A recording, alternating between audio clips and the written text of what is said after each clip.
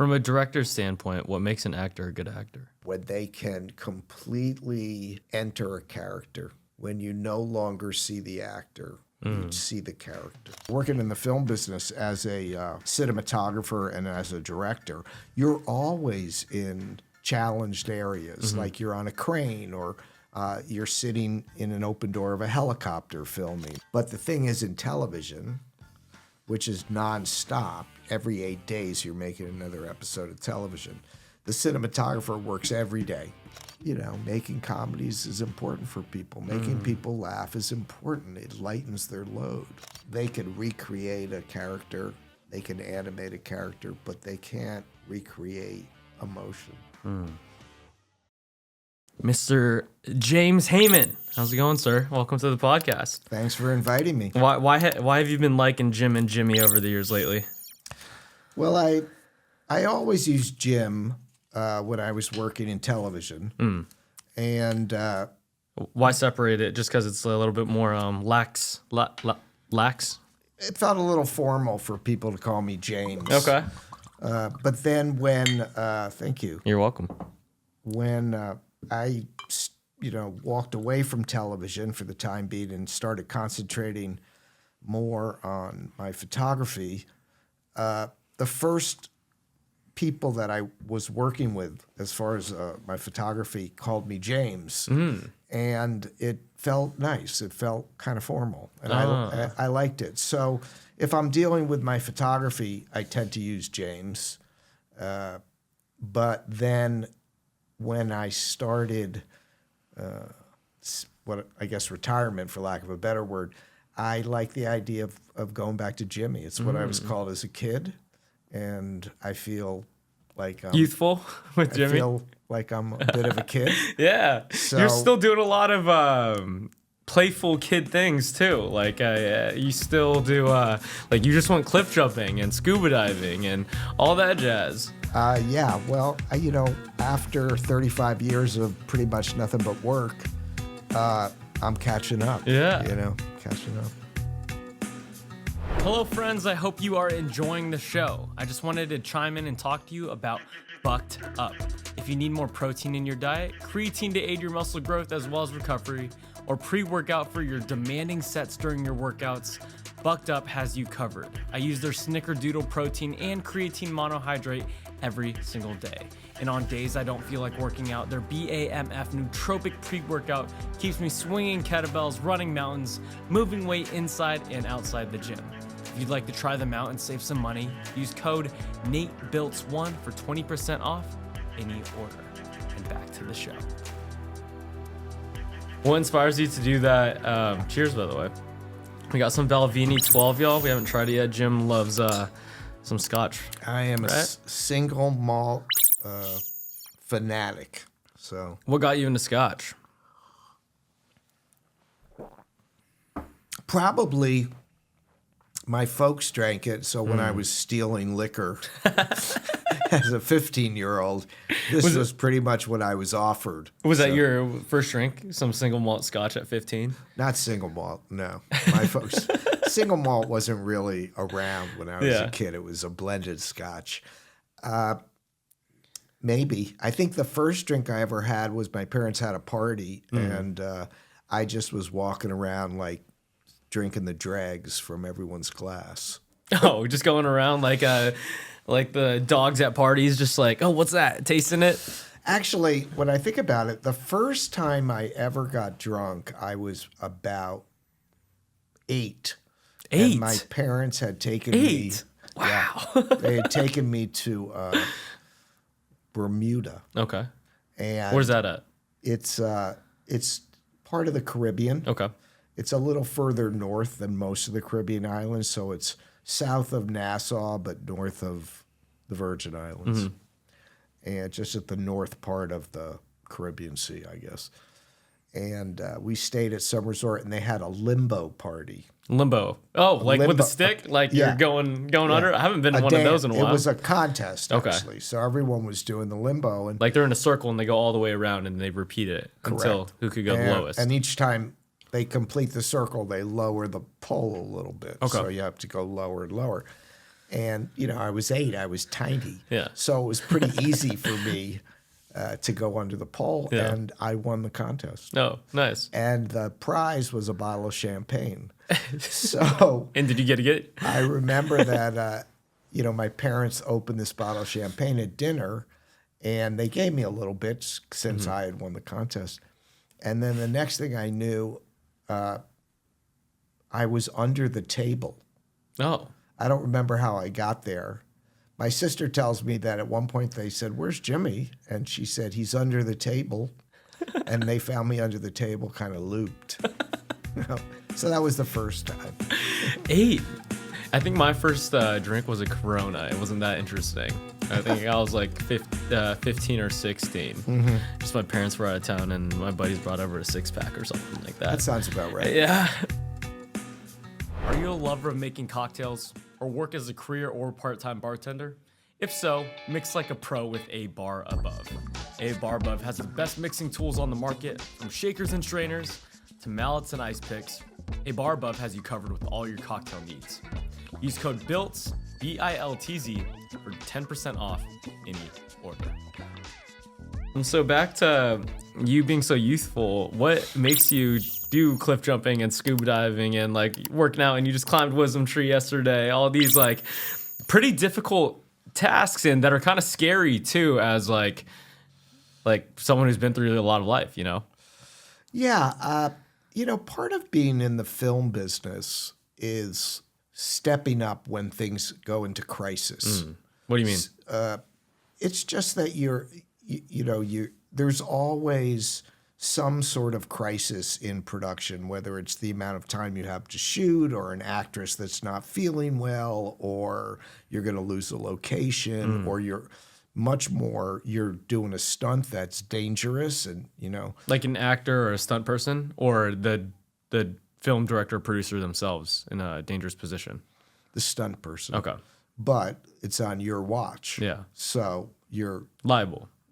Kind of. It's not a question. Yes, I guess you are liable, but you're more morally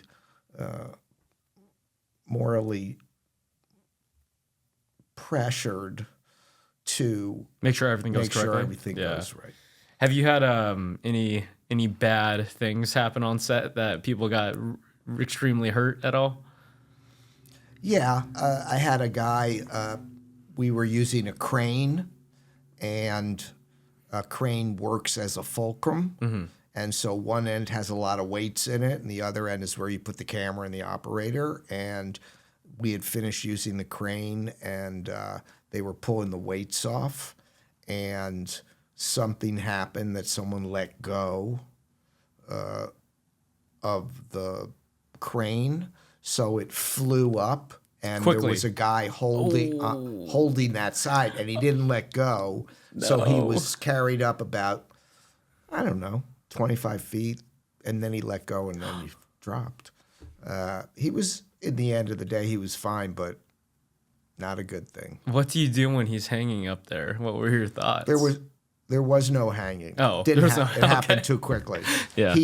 Because when the crane hit the end, it bounced. Yeah. And he lost his grip and fell. So it all happened in literally 2 seconds. Yeah. So back to doing crazy things. So I think that I have, after all these years of working, I have the ability to push past my fears. But of all the things you listed, the only one that really scared me until I did it was technical climbing, because I have a real fear of heights.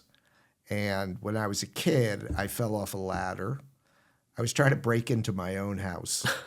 I'd been locked out. I got home from school, so I put a ladder up on the driveway to a window, and I went to the top, and the ladder slipped out, and I fell. I mean, maybe 12 feet. Yeah. But it freaked me out. So, and also working in the film business as a cinematographer and as a director, you're always in height challenged areas, like you're on a crane, or you're sitting in an open door of a helicopter filming, and I could muscle right through that. you know. Like, this is the job that I need to get done, so therefore I'm going to be... Yeah, I'm going to do this, you know.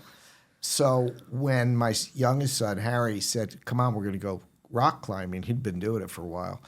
I was like, yeah, that'll be a good thing for me. And what I found was that I had no sense of how high I was as I climbed up this rock.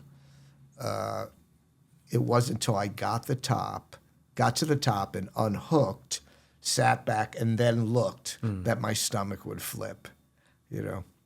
I've never really done rock climbing outside, just like in a gym, maybe over here. How do you, do you free climb a little bit and then hammer in a... Somebody does. Okay. There's always a lead guy who's free climbing. So there's the first person, it always hammers everything in. Right. And they don't hammer it in. They have these things that expand. So they put it in a crevice and they turn it and it expands and locks in position. Gotcha. Yeah, they no longer hammer stuff in because you ruin the walls that way. How did you do it the time you went? Just as I explained. Okay. So somebody, usually it was my son, would go first, and he would set the pitch points, and then he would get to the top. He'd drop a rope, and then you're wearing like a it's not harness? like a harness. Yeah. Thank you. And you clip into that, and then as you climb up, he's pulling the rope, so there's no tension. There's no there's no looseness between you and the top of the rope, right? Yeah. I mean, he's not pulling you Pretty up, taut. but he's holding it taut. So if you fall, like if you lose your grip, or you basically just swing. Yeah. You know. And then the person holding it's the belayer, correct? Or something. Right. There's one at the top and a guy at the bottom. So what do doing these, I guess not so much fearful, but challenging things do for you, I guess, at this age? I think, well, in the case of rock climbing, it gave me confidence. I could do it, and I did. I completed something, so I felt a sense of accomplishment. Yeah. You know, and also I was hanging with the young boys. You're like, I can keep up too. I had to keep up, you know. I still got it, boys. As far as scuba diving, it just came super naturally to me. Yeah. My wife Annie and I first went scuba diving on our honeymoon, which was 39 years ago. Recently anniversary, right? Yeah. Congrats. In the beginning of the month, beginning of September. And I had actually gotten certified before that, I believe. No, probably not. So I guess we did like a resort course where, you know, they take a half day and teach you the basics. And then we went out diving, and we went down about, 30, 35 feet. And we were with another couple from Minnesota who had gotten certified in a quarry in Minnesota. A quarry, what's that?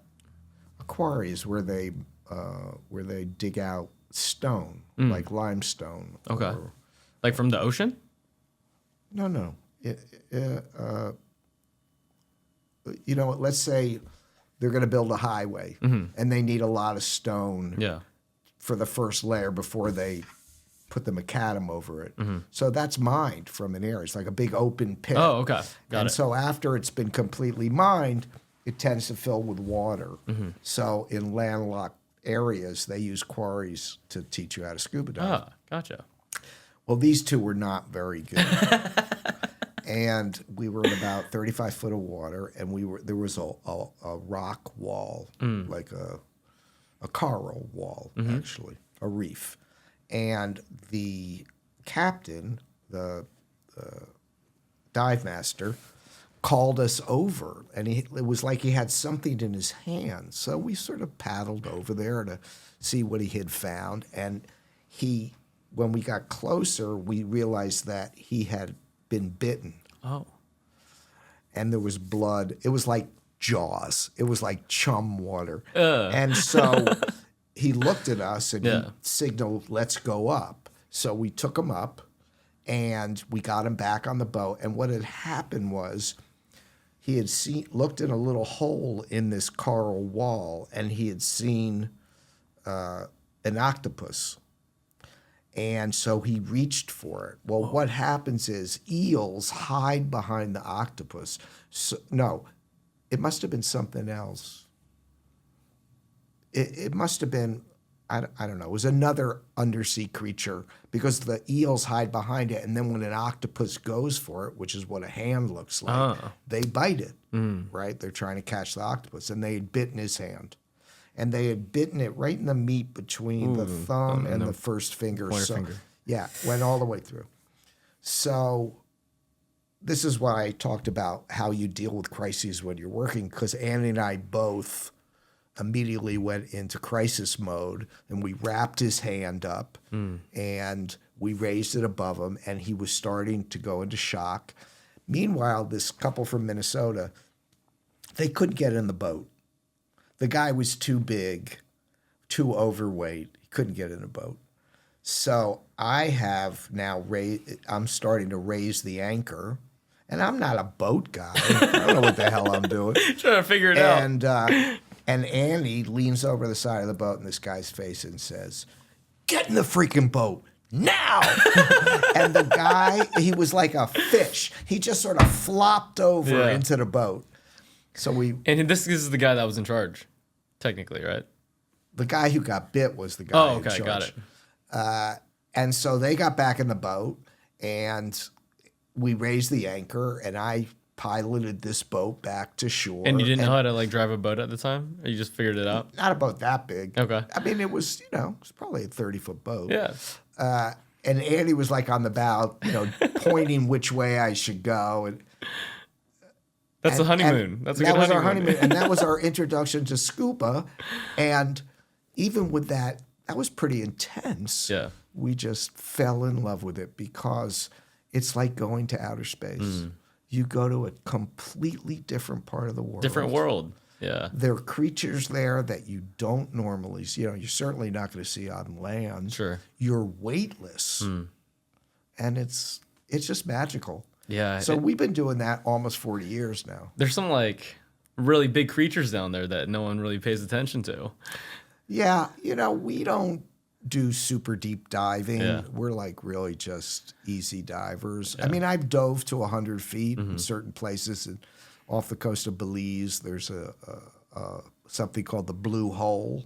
So in about 35 feet of water, there's actually literally a hole that goes down over 100 feet. And so you can dive down to 100 feet. There's not much to see down there. Yeah. It's darker, and you can only stay down for a little bit of time because of air compression and whatnot. So, we usually dive between 50 and 80 feet of water, and we see some cool stuff. Things. I've seen a few sharks and dolphins and jellyfish just surfing, and that scares me enough. I'm just I don't know if I could go all the way down there. Yeah. We've seen all of that, but I've also laid on the bottom in 30 feet of water and looked up, and backlit by the sun was an entire school of jellyfish just in sync, making that movement as they crossed through. That was beautiful. It was probably like sci-fi. You got to bring your camera down there. Yeah, it was beautiful. Before we continue this week's conversation, I just wanted to take a quick moment and talk to you about our friends at Mudwater. Their original blend is a coffee alternative made of 100% organic cacao, masala chai, turmeric, lion's mane, reishi, and cordyceps to give you natural energy and focus without the jitters or crash. When I know I'm gonna have a long day ahead of me, I mix the Mudwater original blend with some whole milk and a couple drops of honey to elevate my day. In my opinion, it's more flavorful than a chai latte and is better fuel for my body.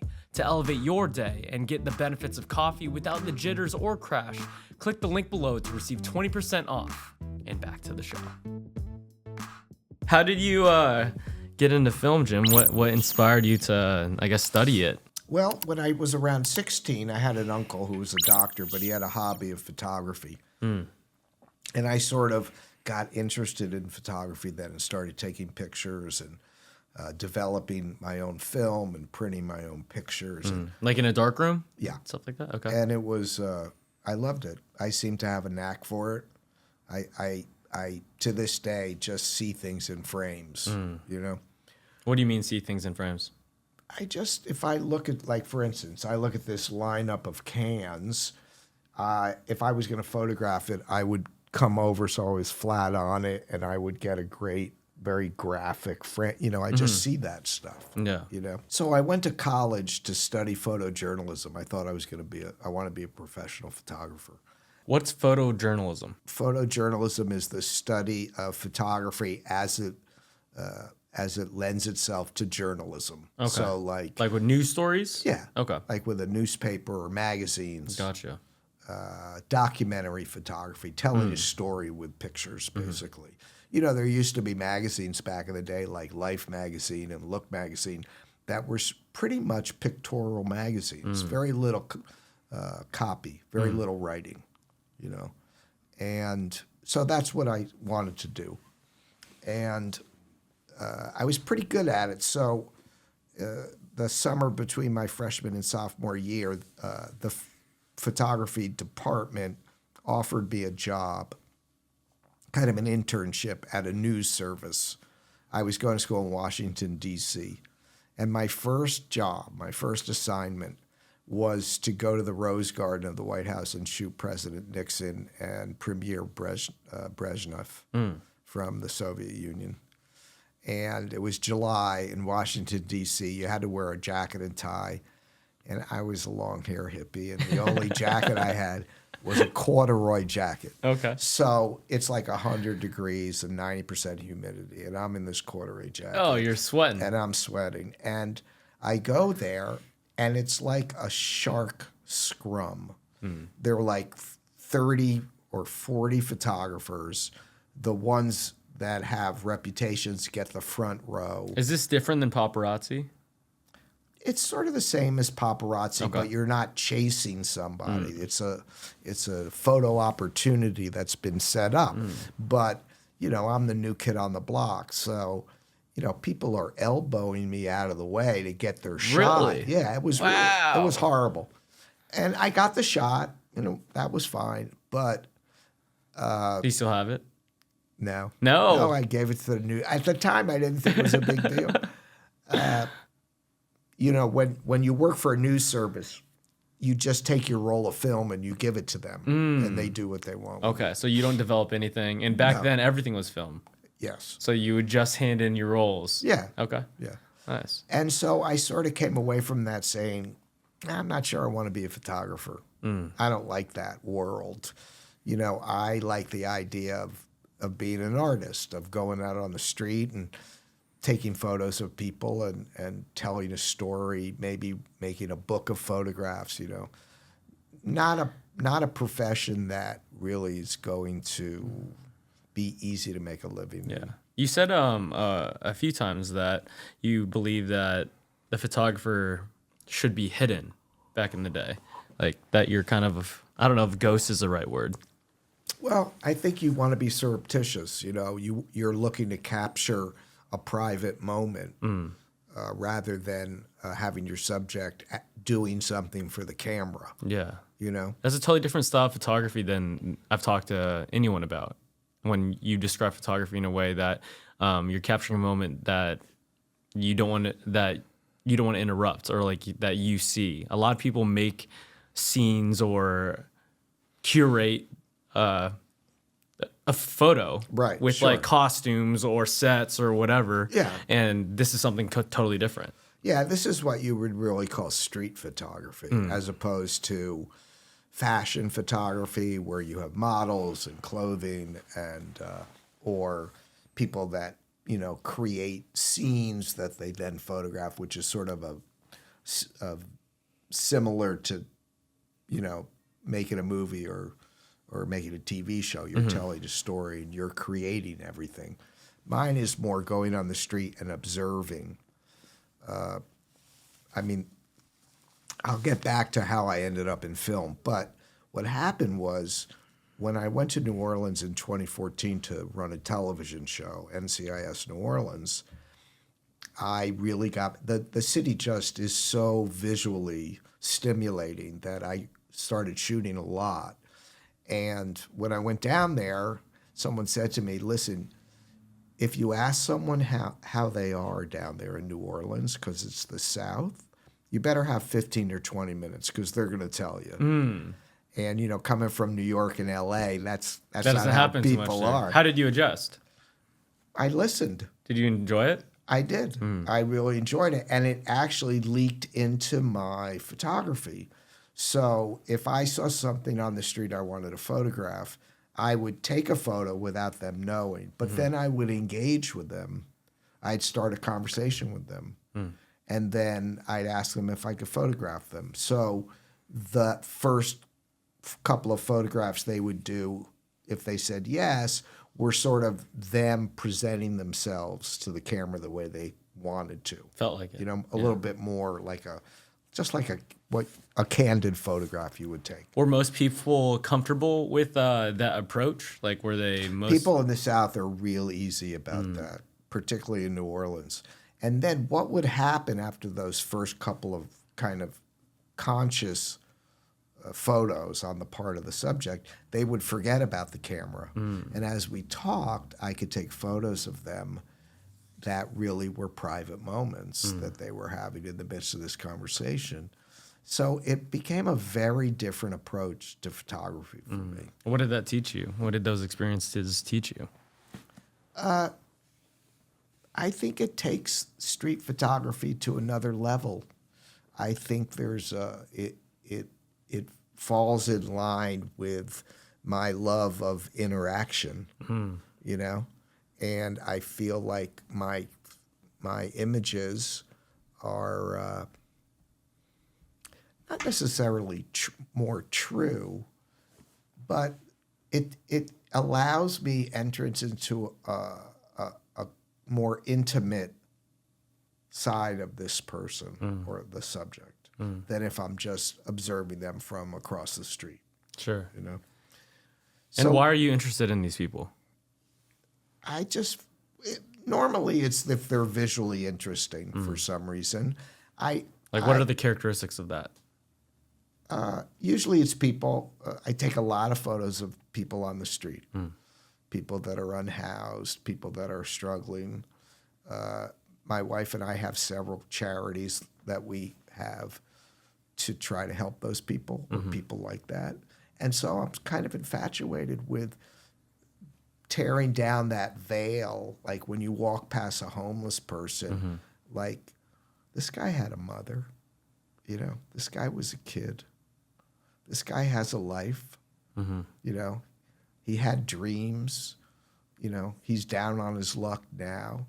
And to humanize those people and to hopefully use the photo, you know, those humanistic photos to get people to understand that and to have compassion. What are some of the conversations that you had with like some of these people? In New Orleans, there was I was working at a food bank.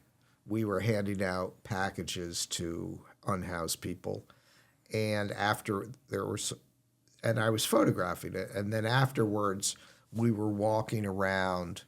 It was really like a little tent city, a little community under a bridge where these homeless people were living, and there was a guy there sitting outside his tent, and I asked him if I could photograph him, and he immediately saluted me. I saw that photo. And, you know, there wasn't even that much conversation, but it was him saying, I'm a vet. This is who I used to be. It's just, that was a very special moment. You know? That's how he wanted to explain who he was to me. Yeah. And then I was once in a town that's on the border of Arizona and California called Quartzsite. Quartzsite. Yeah, it's where literally quartz is mined and a lot of semi-precious minerals, and people go there and trade buy minerals and rocks and whatnot. And I met a guy, had a dog, clearly was homeless, and I asked him if I could take a photograph, and he said, why? And I explained what I do and who I was, and he was from Alaska. His name was the name of a city in Alaska, a town in Alaska. I can't quite remember now. That's a shame. Anyway, we talked for like half an hour. And he had lost his leg. He had a prosthetic leg. And he had hitchhiked down from Alaska to, because there was a large nomadic community in Quartzsite. And he was looking to be part of a community. And it was just fascinating to just really get to know this guy as much as I could in 30 minutes. I was asking that because I remember on the hike we ran into someone on the hike who we didn't know, and he was asking a lot of questions, and I don't know if he was clearly there fully, and you were paying attention to him a lot and trying to have a good quality conversation with him on the way down. Yeah, he was clearly on the spectrum. He had some issues, some mental or psychological issues, but he really... You were so patient with him, too. And I was like, oh, Jim's asking him some questions and stuff. That's cool. Yeah, well, the guy wanted to talk, and he was such a gentle soul. Yeah. I felt like, well, give him the respect of talking. He had some interesting stuff to tell us. Yeah. Right? So back to film. So after that internship, the next fall, I took a film class. What does a film class consist of? This one was really about the history of film. Okay. So you watched a bunch of movies and you wrote a bunch of papers about the movies, and it sort of taught you a little bit about the language of film, you know. Like the behind the scenes, the business side language, or what? No, the language of what do you need to do to tell a story?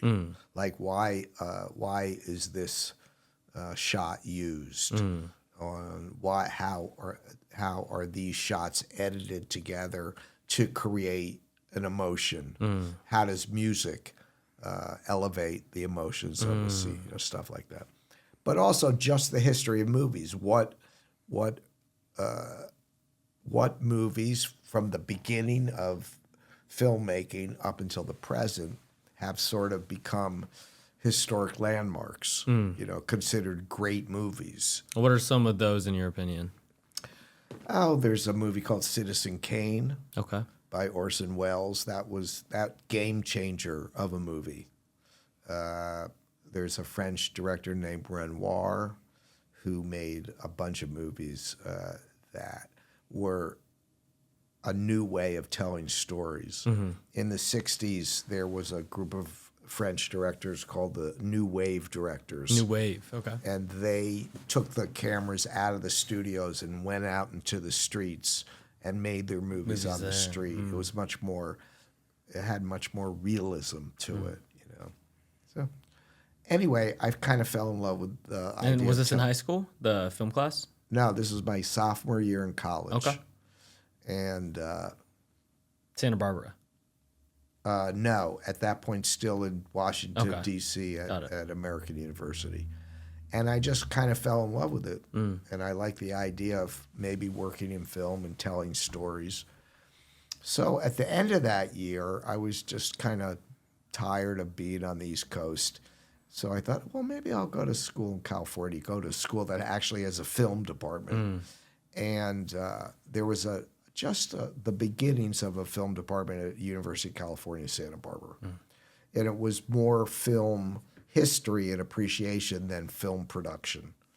There at UCLA, there was a big film production. You know, it was more, you know, like factory, you know, the factory of churning out people that could work in the film business. I didn't want to do that. And also, it was a school on the beach. It was like, oh, yeah, let's go there. So Santa Barbara's beautiful too. Oh, beautiful. So I packed up my car and You drove. Me and my girlfriend drove across the country to Santa Barbara. and I finished up my undergraduate work there by 2 years, junior and senior year. I started making little movies on 16 millimeter or Super 8, but I studied a lot of movies. What do stories and movies do for, I guess, society? I think they have the ability to bring people together.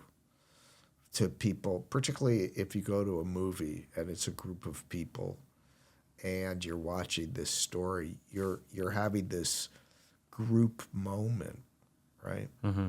And this film is in some cases showing you your similarities as a population as opposed to your differences. And I think that that's important for a society. I guess if you watch a movie by yourself. Well, I think it still can have the same effect. You know, I think it's a little more personal. Maybe the effect is that you and the filmmaker are sharing and understanding. You know, I mean, that's on a much more philosophical level. There's also the level of it entertains you. Yeah. Some of them are just funny.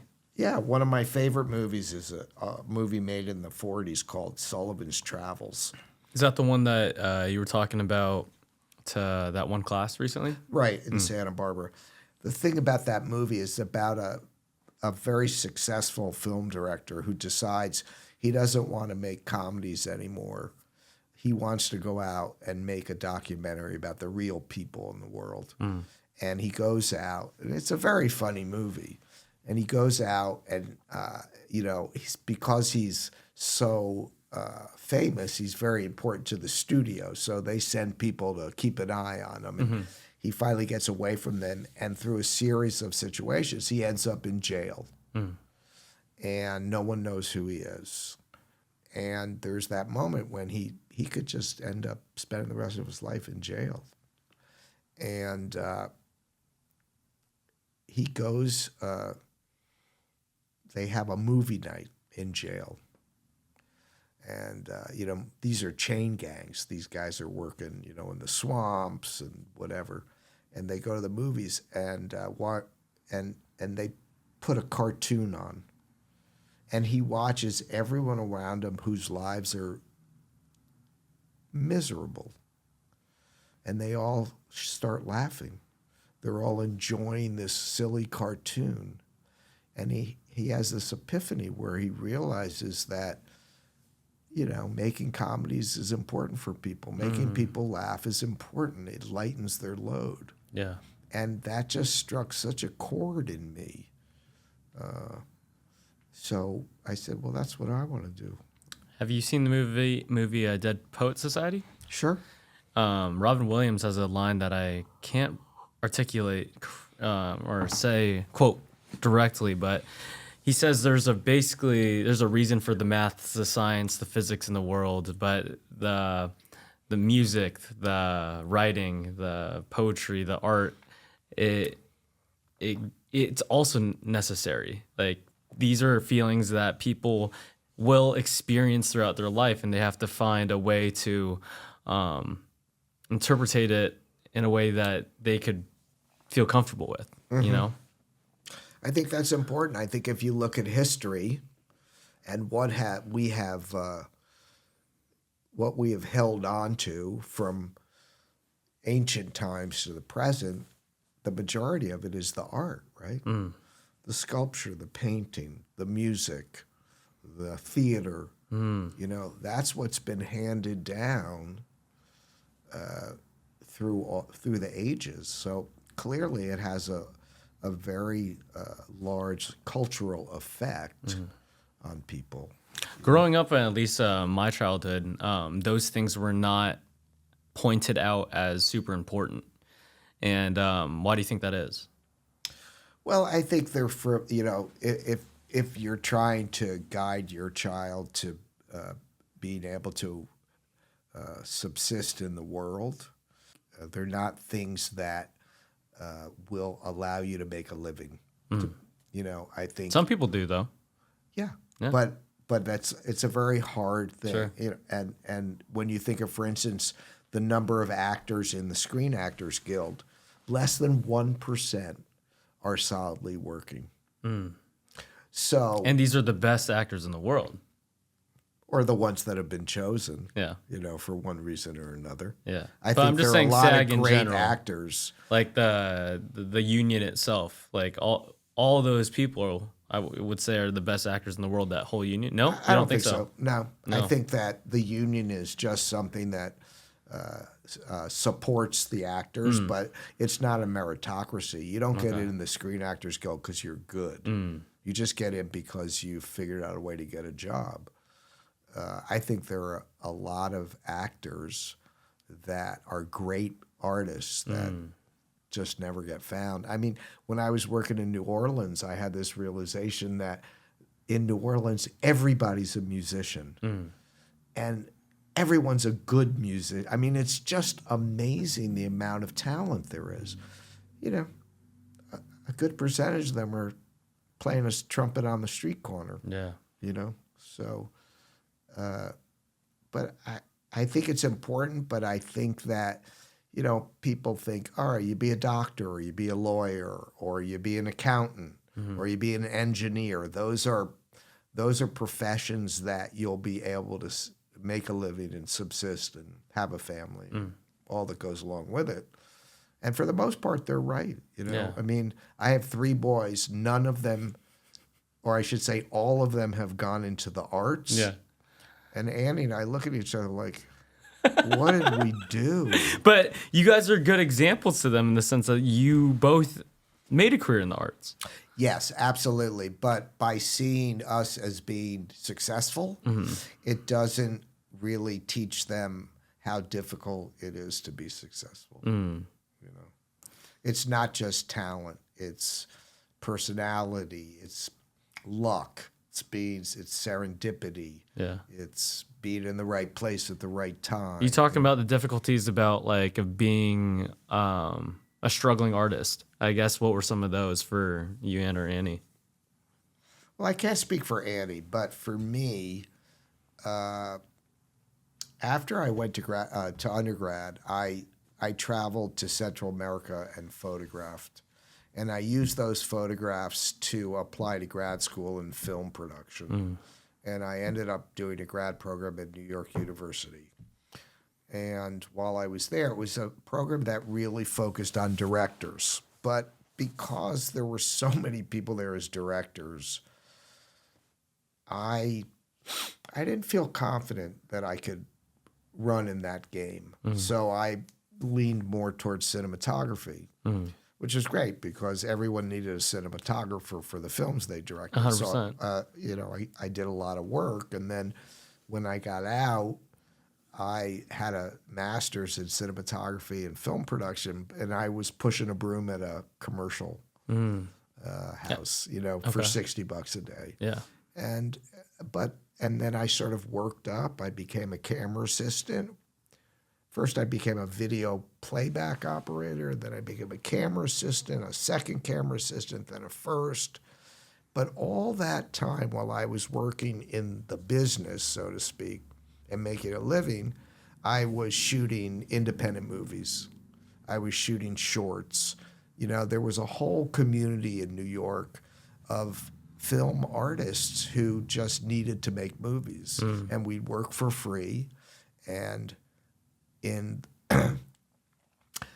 the late 80s, the late 70s, early 80s, all of a sudden, that those films became popular.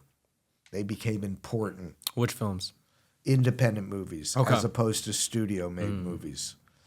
And I was lucky enough to be on that wave, Oh, nice. you know? So What does I guess making those independent movies with these groups of people who just did it for the sake of doing it, regardless if it is shown on a big screen or not, what does that do for you? Or what did that do for you? you know, it was like being in a club. It was like being on Cool a Kids team. Club. Yeah. Yeah, it was like we had nothing. And we were scrapping. Yeah. And we were making interesting stories that people hadn't seen before. And we were telling stories in a different way, the same way the New Wave in France did it in the 60s. You know, this was a new group of filmmakers who were shooting on the streets and telling stories that were different from, you know, the more... What made them different, and what made them, I guess, more, not necessarily better, but more attractive because they were different? Well, I think they showed a new world. They were making movies about people on the Lower East Side, about artists and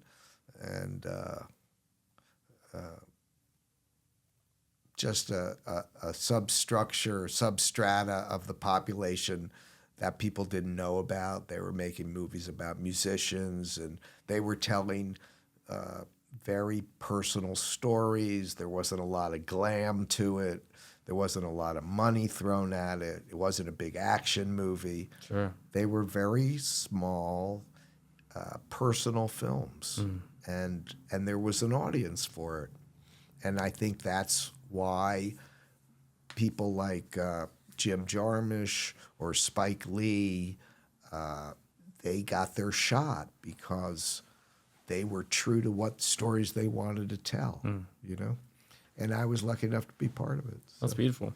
Yeah. What's the, I guess, description or the role of the director for someone who doesn't know of a movie?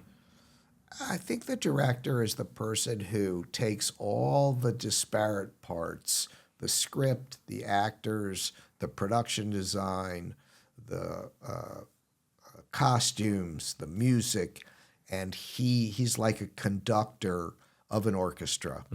He guides all those factions and brings them together in a cohesive way. That's a very eloquent way of saying it. Sure. A sort of more basic way is he's the guy that has to make sure that the script gets put on film in the amount of time and with the amount of money that they've been given. You know, And you were that guy for a few shows? for more than a few. Yeah. You know, I had worked in television as a cinematographer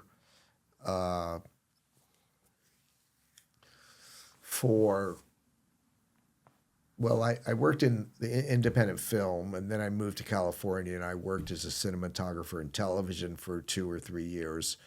And then one of the shows I was Is that a hard job? Cinematographer? Yeah. Yeah. Because... You're carrying a camera, right? Most of the time? No. Not necessarily. On the indie movies, yes, you operate and you also do the lighting. On television, you have someone, a camera operator, and you're sort of more telling him how to move the camera, Okay. and then you're taking care of the lighting. But the thing is, in television, which is nonstop, every 8 days you're making another episode of television. The cinematographer works every day. The directors come and go. So there's a director, let's say, on episode 1, and then he goes away. And there's a new director on episode 2. Oh, there's a different director each episode. Yeah. Why? What's the reasoning for that? Well, I think the reason is you can't direct all the episodes, because as one episode is being shot, the next one's being prepped. So there's an overlap in the production. So you'd come in and out of episodes. Right. Okay.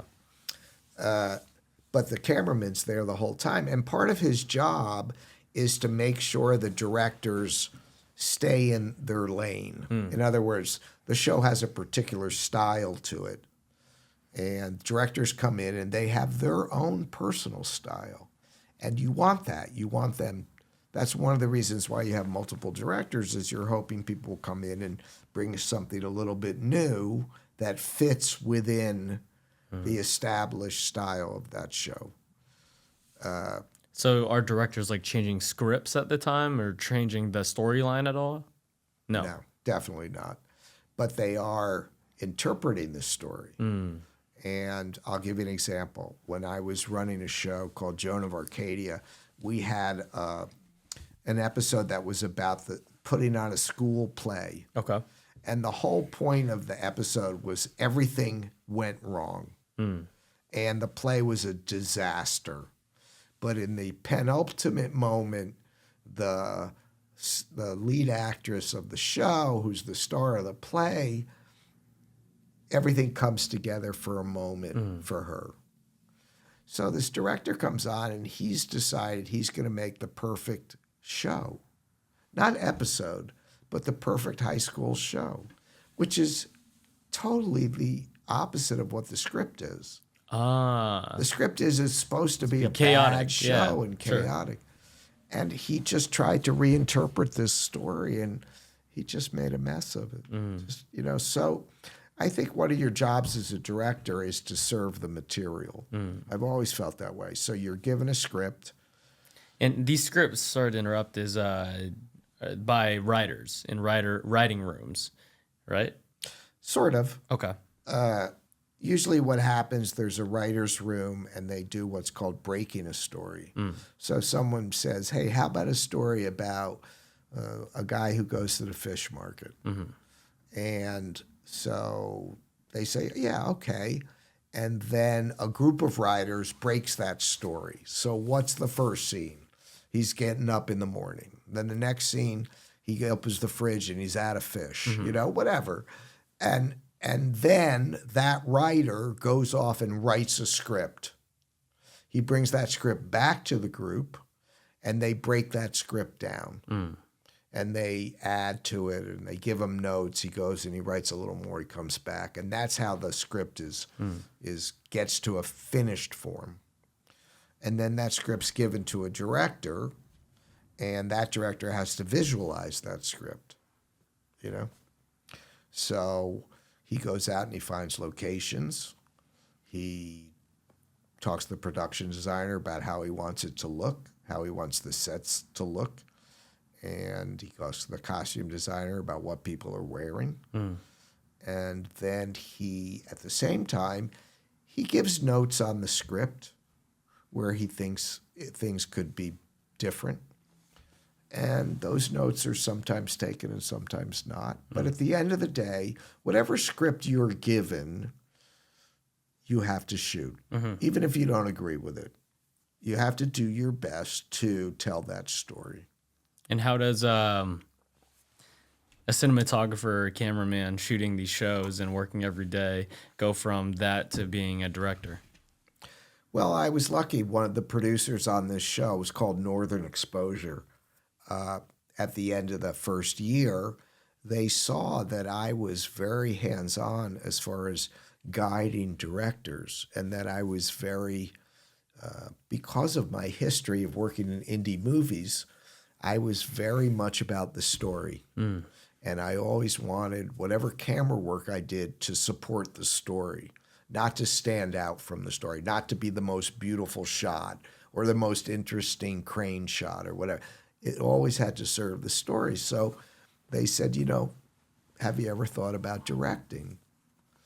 And I said, well, not until this very moment. And they said, well, if we come back for another season, we'd like to give you an episode to direct. Oh, wow. I said, thank you very much. So we did come back for the second season, and I got an episode, and that episode was nominated for a Directors Guild Award. So I was lucky out of the gate. I did okay. And then I worked as a cinematographer and a director for about 6 or 8 months, and then you just have to commit to it, So I gave up cinematography and I committed to getting work as a director. Why did you say you have to? What was the word they said? You just have to commit to it, to that one thing. Because people see you for what you do, and in the business. So if specifically like Hollywood movies, okay. Or television. So if you're saying you're a director, then they can't see you working as a cinematographer. It's the same as when people, when I was an assistant cameraman, I had to stop doing that and just work as a cinematographer. And so what happened was I didn't make a lot of money for a while. How do you make that decision, and how do you know the timing of that, and how do you say no to that work that is bringing in money at the time? I think it's just laid at your feet. I think at some point you realize if I want, what's your dream here? Mm-hmm. What's the end game? What do you want to do? And when you are honest with yourself and say, yes, I'm very comfortable as a cinematographer and I'm making a good living, but I really like directing, then you say, okay, I'm going to step back. I'm going to, eat soup for a while because I believe in myself and I believe that I'm going to get jobs as a director eventually. And where do you get that confidence from? Like, where does that belief come from? I think that's just the belief you have in yourself. I don't think it comes from anywhere but yourself. I mean, certainly if people are saying, you're a really good director, oh, we're going to nominate you for a Directors Guild Award, that you drink that Kool-Aid and you say, oh, I'm fucking hot, But I think it really comes from, it's not even confidence. It's the desire to do that job. It's the desire. Like how bad you want it. Yeah. It's the desire to do that process, that you love it so much, that you're willing to bet on yourself. Yeah. I saw you directed some of The Sopranos. I did. Don't be mad. I haven't watched it yet, but a lot of people have said good things. I have two clients who just finished it, The Sopranos, and they keep talking about it. I can't relate yet. What is a good sell on why I should watch The Sopranos? Well, it's just a great story. Okay. It's a great story about gangsters, and the hook is that this gangster in the beginning is having panic attacks and ends up going to a shrink. I mean, it's just the presentation of a world of gangsters that you've never seen before. Yeah. It's interesting. Gangsters have, throughout the history of movies, have always been interesting to an audience. Yeah. People love it. Yeah. And this is a very new way to look at it. And there's some great actors, and they're really, it's telling the story of gangsters as suburban, guys that live in the suburbs that look like your next door neighbor, but they happen to be killers, Yeah. And it's just a very interesting tale. It was the show that put HBO on top, So from a director's standpoint, what makes an actor a good actor? I think an actor is good at their job when they can completely enter a character. When you no longer see the actor, you see the character, and it's a very difficult thing to do, and it's it's scary because you make yourself vulnerable. Actors make themselves vulnerable by bearing the emotions of that character. I've always been in love with actors. I'm fascinated by them, that ability to do that. I mean, I married one. So. That's funny that you say that. I interviewed this guy named Temo. He acted in Patriots Day with Mark Wahlberg. Do you remember that? And he played the terrorist guy. And he was talking about how he actually went to that guy's gym and trained with his coach at the time. And wait a minute, the coach that had trained the actual terrorist? Yeah. Oh no, trained like Bach. The coach didn't know that he was going to do these things, but yes, and he lived what his daily life would be for a while. And during it, he told these people that were in this guy's life that he's going to act like him and be him to prepare for this movie. And when he did so, I think a few weeks into preparing for it, he was so that character, that person who was the terrorist, that the coach freaked out. He was like, "Hey, dude, I can't do this anymore."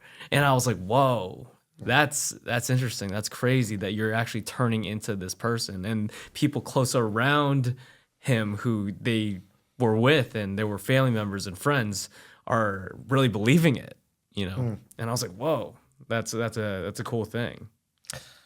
Yeah, I'm not quite a believer in doing that. I think that's the ability of an actor is to act, not to become, to a degree. There's a great story about. There's a movie called Marathon Man. And it stars Dustin Hoffman. He was a young actor. Okay. And Laurence Olivier, who was a very one of our great. Yeah, I have a little more. One of our great actors, both on stage and screen. Big Shakespearean actor. The Marathon Man. Marathon Man's the name of the movie, and it's about a guy who becomes involved with Nazis that are hiding after the war. And so they're doing a scene, and the scene is follows a scene where Dustin Hoffman is running up steps in an apartment building, like 6 floors, and then they're shooting the scene where he bursts through a door, right? So in preparing for the scene, he's running up and down the stairs, and Laurence Olivier looks at him and says, "Next time, try acting." Because that's the genius. That's what amazes me about actors is that ability to just in the moment become somebody, and then turn it off. Like I worked with this actress on a show called Joan of Arcadia, and there'd be a scene where she's supposed to cry, and she would literally turn towards the camera, and there would be one tear just dropping from one eye in a perfectly lit situation. I mean, that was like, how did he do that? How do you do that? I don't know how they do that. That's crazy. You have to portray like maybe some emotion that you had during childhood that could. Well, that's what they teach in, particularly in method acting, that you have to access something upsetting to be able to get to tears. I think now it's sort of transmogrified into actors really, as your friend Temo, believing they are that character, suffering that emotion at that moment. It's complicated. Yeah, I can't do it. Yeah. I'm amazed by it, fascinated by it. Yeah. I think that's why I've loved my job so much. Yeah. Do you think acting is going to be around for a very long time with like AI and all these Chat GPT? They could recreate a character. They can animate a character, but they can't recreate emotion. And I think that audiences, whether they're in a group or singular, they want that human. They want to be watching human action. Like that, the person actually took the time to learn this craft to tell you this story in the way. I think it's more than that. I think it's that if with AI you create a character that's acting in a scene, there's something that does not ring true. That it doesn't have that humanity. I think they're just not good enough yet. No, that could very well be.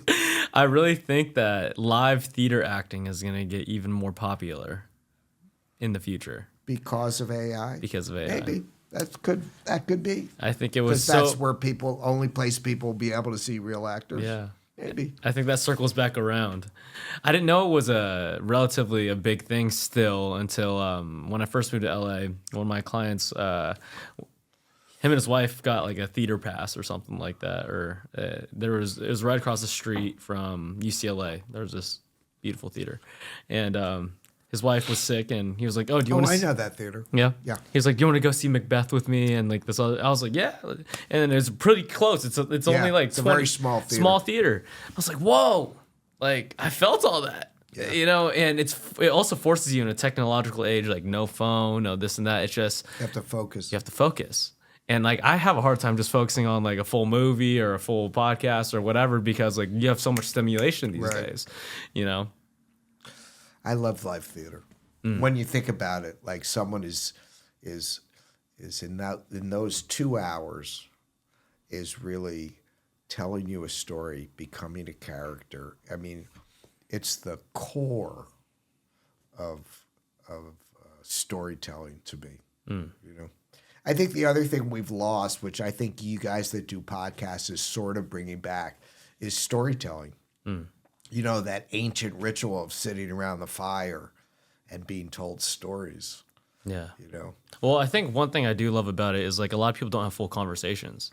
A lot of people are like, hey, how's your day going? This and that, blah, blah. They don't want to hear. It's very surface level, Yeah. you know? That's what I was saying about people in New Orleans. You know, if you ask someone in New Orleans, or it's a certain gentility in the South, they think you're really curious. They think you want to know, and they're willing to tell you. Why do you think the culture is like that? Why do you think it's so different? I think it comes from a history of hot weather. Hot weather. Okay. Explain. People move slower. Okay. And people, there's a gentility to it. There's, in a way, it's people like interaction. You know? I feel like so many people are afraid of it and don't like it right now because of everyone was stuck in their house for like a year in 2020. Like I feel like it's harder to get a human close interaction and how are you doing, you know, and someone really telling you. It's funny because you would think people that have been locked up for that long would relish the time to be able to actually interact with people. Yeah. You know? Do you feel like it's the same thing or no? I think it's been going on longer than just from the pandemic. I think that, you know, that's the sort of archetype of urban areas. I think the South is a more rural area. Yeah. And so even the cities in the South, a lot of the people came from rural areas and they were brought up to interact. You know, they come from a history of front porches. Yeah. You know, and people sitting around and really talking to each other, you know. It's funny because at the same time, in a more Protestant kind of lifestyle, like the Quakers of the Northeast or the Protestants of the Northeast, people talked, but they never revealed their emotions, you know. Everything was very, very proper. Yeah. You know. And they had that work ethic too. Like they just kept Oh, working. yeah. Yeah. Oh, yeah. I remember one thing that stuck out just from like studying sociology is the they're hard workers because they thought their work was for God, and so like how hard they work was in relation if they were going to heaven or not. Yeah. What a sham. You're like, let's work harder. Why do you think we all have that work ethic, don't we? I mean, I see what you do. It's different though. I think we're cut from a similar cloth, but I have a lot of people, a lot of peers who don't have that, and I think it makes me happy. I think Why do you think you work so hard? I think it makes me happy. Right. Getting good at things, progressing. Right. You know, but a lot of people it doesn't. I don't think they're totally okay being where they're at or at their skill level or financial standpoint or whatever. Yeah, I mean, there are a lot of people in the world, so you need a lot of people that are happy at their skill level to make the world turn, you know. I'm like you. I think part of it was it defined me. I think work defines a person. Yeah. And I think it's a good compliment too, like hard worker. Like and true hard worker. Like you know you work hard and other people know you work hard. Yeah, and that's that's what you're taught. That's a good thing, being a hard worker. But I think particularly for men, but now for women also, because women are really entering the workforce. They're killing it, yeah. That it defines who you are. More than being a parent. More than being a parent. Yeah. Okay. I think in a bad way. I think the most important job I ever had was being a father. But in the midst of it, I thought the most important thing was for me to be successful in my career. And that made me maybe a little bit lesser of a father. I mean, I think I was a good dad, but if I didn't have to work, and also the film business is 24/7, I might have been a more attentive father, you know? So why do you say it's a more? choice. Why do you say that's a more important job?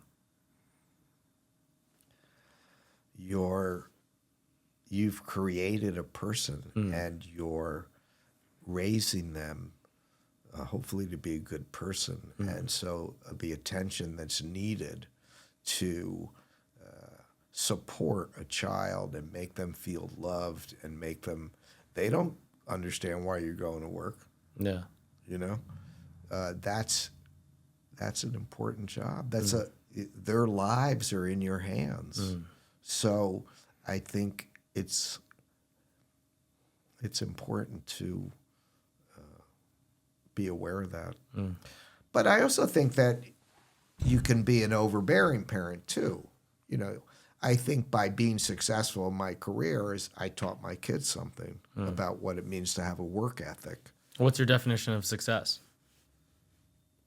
That's a big question. You know, I don't think for me, I don't think I ever will get to a place where I consider myself successful.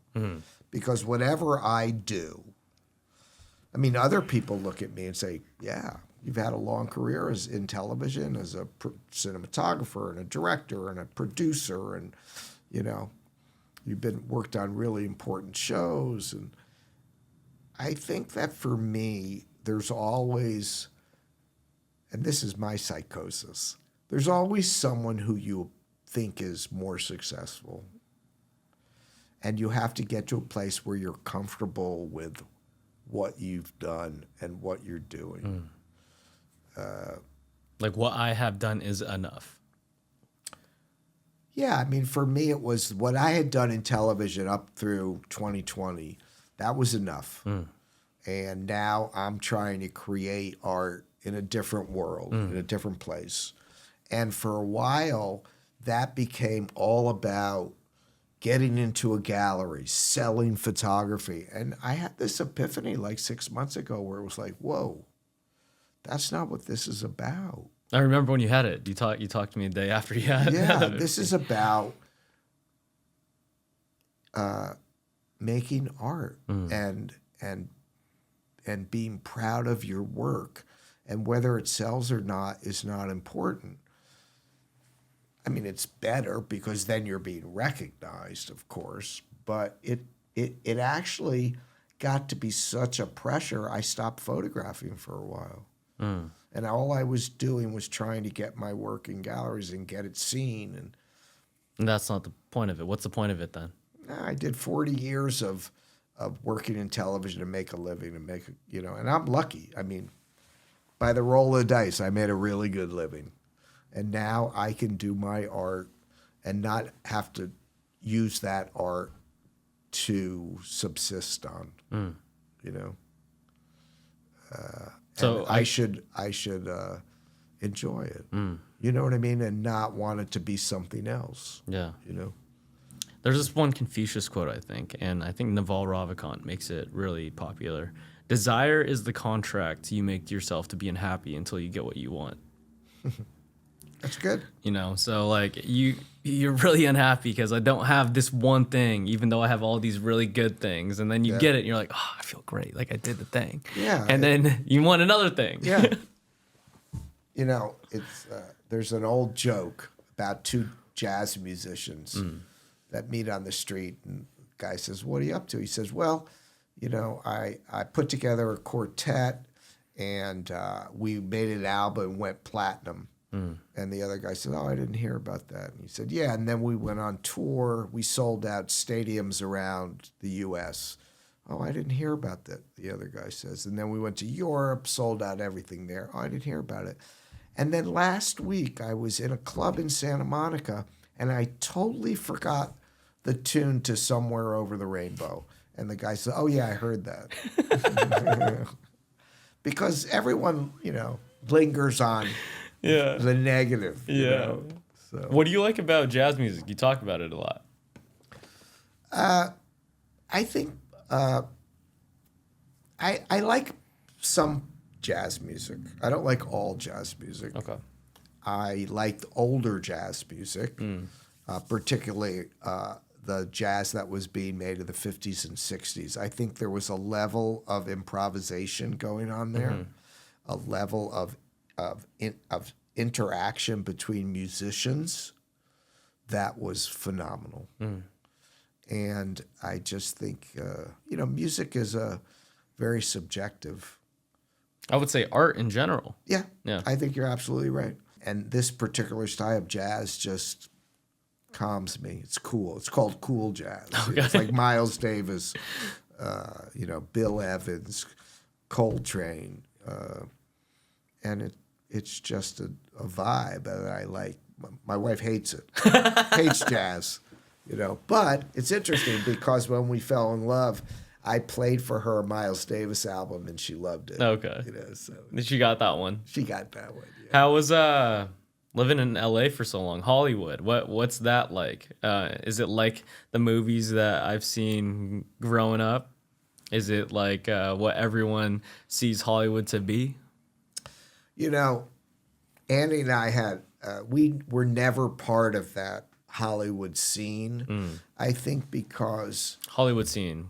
when I say Hollywood scene, I mean going to the right parties and hanging out with stars and that sort of myth of what Hollywood is, that, it's Oz, we worked in television. You work hard and you work long days and we had kids. So the weekend was all about the kids, And so we just didn't, that was more important to us, But we had our moments where we used to go to dinner parties that had a lot of older actors and actresses, and I loved that.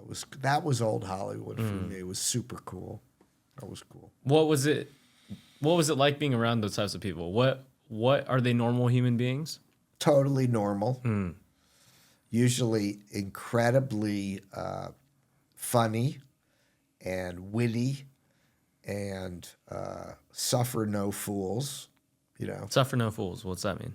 Meaning they don't like people that are sucking up to them, that they don't care for people that are pretending to be something they're not.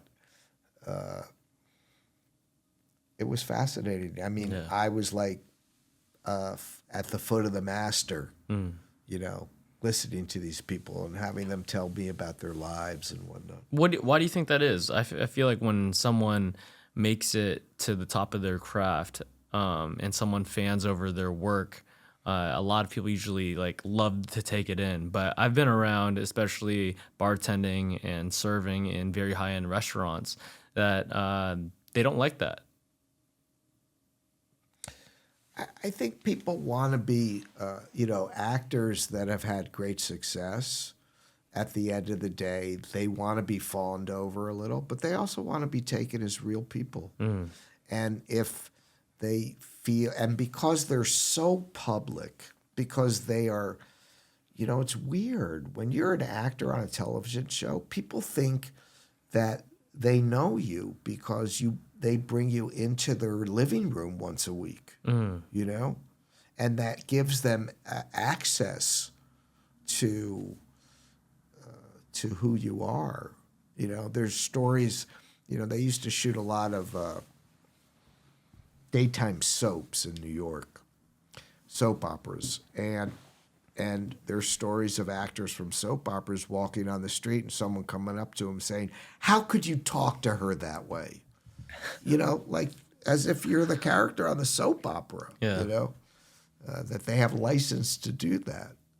I think it's a delicate balance because I do believe that, like if someone comes up to me and says, "Oh my God, Annie Potts, I love her," and but I'm embarrassed to tell her how great she is. And my feeling is everybody likes to be told they're good at something.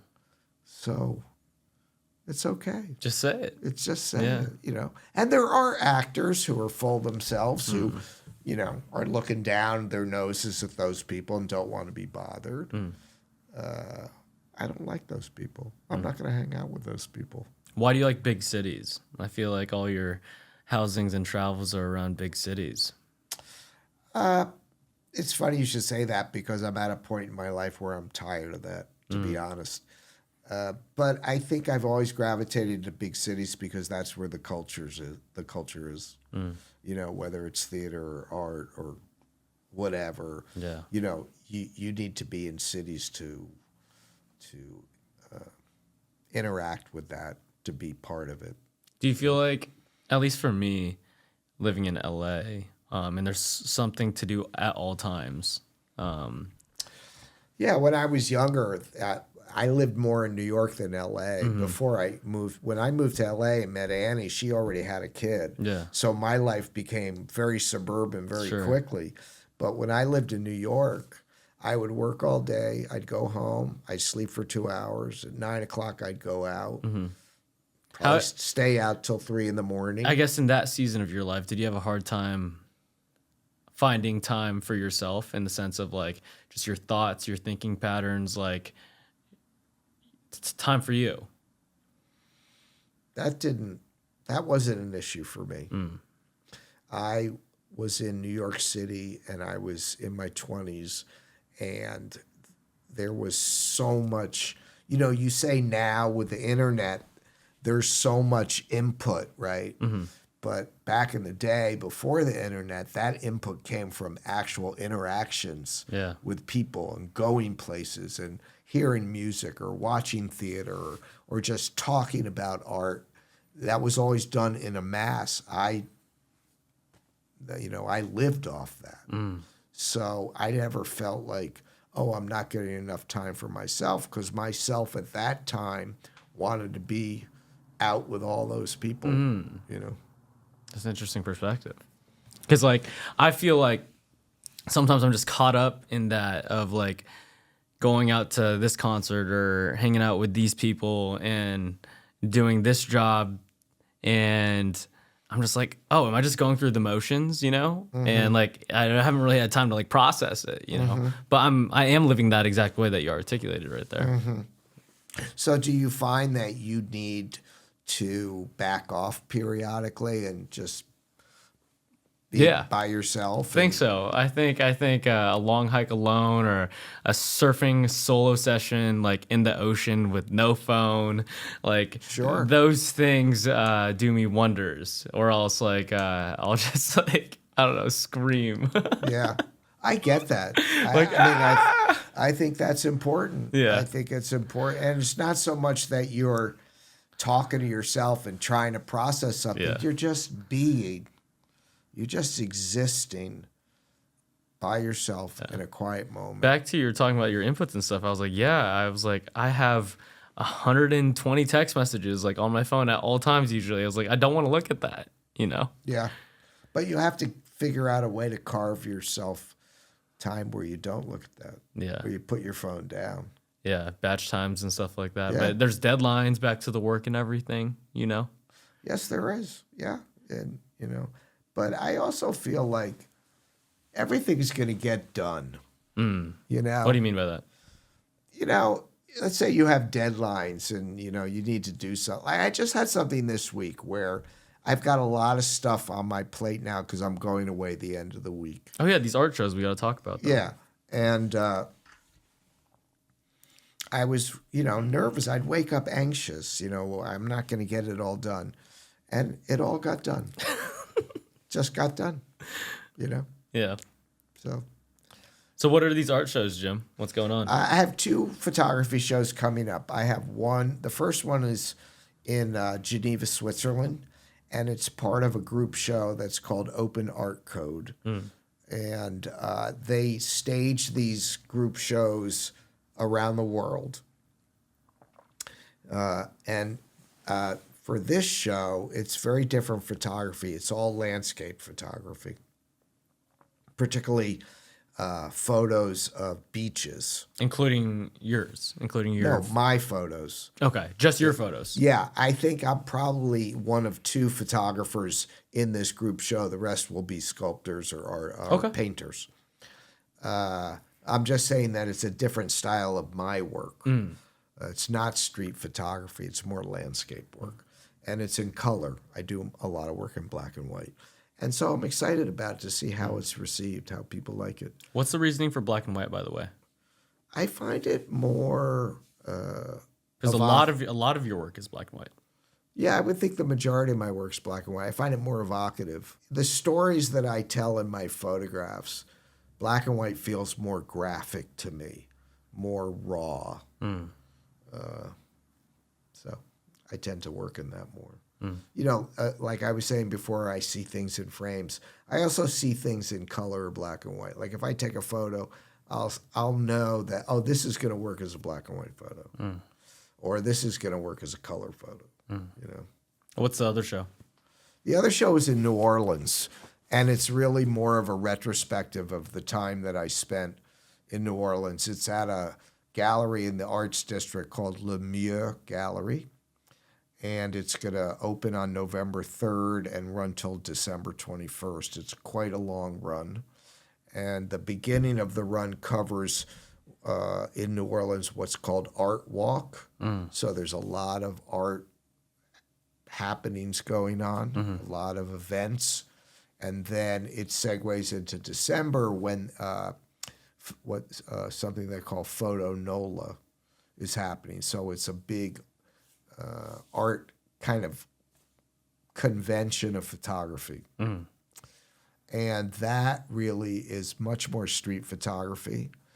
And sort of I've put together like 20 images. It's a lot more than I know. That's a lot, yeah. And it sort of shows my life in New Orleans in those 6 years. Oh, yeah. Nice. Yeah, I'm very excited about it. That's super exciting. Yeah. Hopefully I could come check it out. I hope you can. If you have any advice to young people out there who want to be a filmmaker or director or photographer and do it well and make a living off of it, what's your advice to them? I think don't give up your dreams, that whatever you want to be, whether it's a cinematographer or a photographer or a director or an actor, there are going to be a lot of no's. You're going to have to suffer through a lot of no's. And don't lose sight of what you want to do. And also keep doing what you're doing.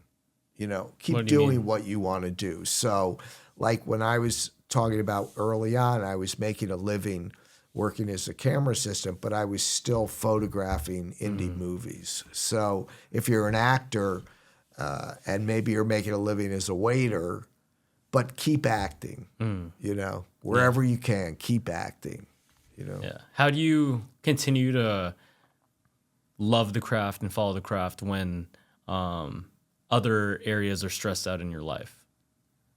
If that's financial, if that's physical. I think that the craft is your refuge from all those other like you have to stress. Yeah. You know, because I'll tell you, there's a film by a French director named Truffaut called that's about making movies. And the film is about making movies. Yeah, it's called Day for Night. And Day for Night is a process where you shoot during the day, but the way you expose it on film, it looks like night. So it's fakery. Okay. Right? And trickery. In fakery. this movie, everything is utter chaos at all times, except when he starts filming a scene, when he's actually filming a scene within this movie, film within a film. All the dialogue goes away, all the chaos goes away. He plays beautiful Baroque classical music, and everything flows in sync. And then he says, cut, and it's utter chaos again, you know? And I think for me, if I had stress in my life, whatever it was about, the work focused me. It gave me solace and protection from all that outside stress. Because when I was doing it, I knew when it was working, and I knew when it wasn't working.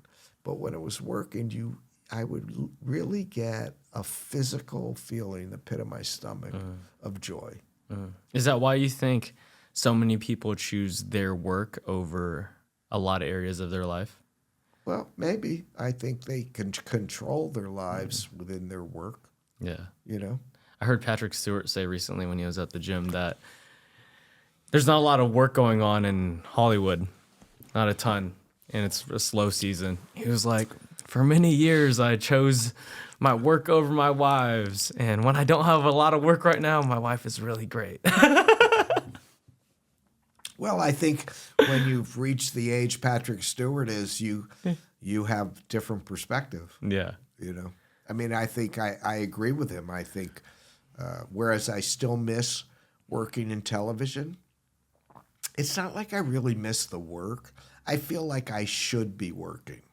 Like if you're not working, if you're not making a living, you're not productive. And that's bullshit. You also heard that one study of... Yeah. If you're not working, you're going to die. Yeah. You know? That's a way to motivate. Yeah. So it's motivated me.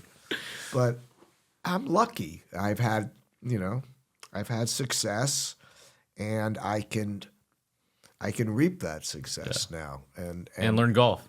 And try to learn how to play golf. What do you like about golf? I think golf is very zen for me. It's the same. It's the same thing that work did for me. It gives me. It's enough of a sport of concentration. Okay. And you can never be perfect at it. You can always get better at it. And it's beautiful. You're outside. It's pretty. And it's something I haven't conquered yet. So, which I don't think you ever will. I'm so sorry to you tell never you. did. Is that because I'm a shitty golfer? No. Oh, okay. All right. The thing is, like, to hit the perfect golf shot, a lot of things have to go correctly. Like, yeah, I think that it's no matter where you are at in golf, you could be better. Sure. Like, you could hit a better putt objectively than any pro golfer by making it in, right? And you still see pro golfers shanking a ball here and there. Yeah. You're like, hey, you're a normal person. You're a normal person. Yeah, exactly. But I find that it's, I don't know, it's very relaxing for me. Like a lot of guys play golf and it's frustrating for them. Yeah, no, a lot of people get frustrated. I don't like playing golf with people who are frustrated. I mean, I certainly will hit a ball and it'll shake right and I'll be frustrated by it. But then it's like, oh, this could be worse. There's also something about learning a skill, like getting decent or good at any type of skill. Like there's some joy to that. If that is a skill to make you more money through work, or if that's just a skill to get better at it, I feel like it does something to the human psyche that is just very rewarding. And I also think it's something that isn't work. I'm not going to make a living from golf. Sure. But it is work. It does take time and effort and attention. Right, but it's not work in the way that it's going to make you a living or anything like that. It's concentration and focus on something that you could just be. It's like playing an instrument, you know? Yeah. You know, you're not going to be a rock star, but if you practice enough, you're going to get good. You're going to make beautiful music. Yeah. What are you most excited for in your life right now? Well, I think specifically the show New Orleans. I'm very excited about that. And I have 2 grandkids. Yeah. I love that. I love being a grandfather. What do you love about it? Well, it's easier than being a parent because because your grandkids love you and you can shower them with affection and I feel like you do that with your kid though too. No, I know, but they expect it. You know? And then if the kid becomes problematic, you just give them back to the parent. Yeah. It's like, I'm done. Yeah. That's what's up. Jim, I think that's all I got for you, my friend. This has been great. It was Thank amazing. you so much. Thanks for coming on. I appreciate it. Yeah. And thanks for the drinks. Good conversation. Yes, sir. We'll do it again sometime. All right. I appreciate it. Peace, Thank yo. you.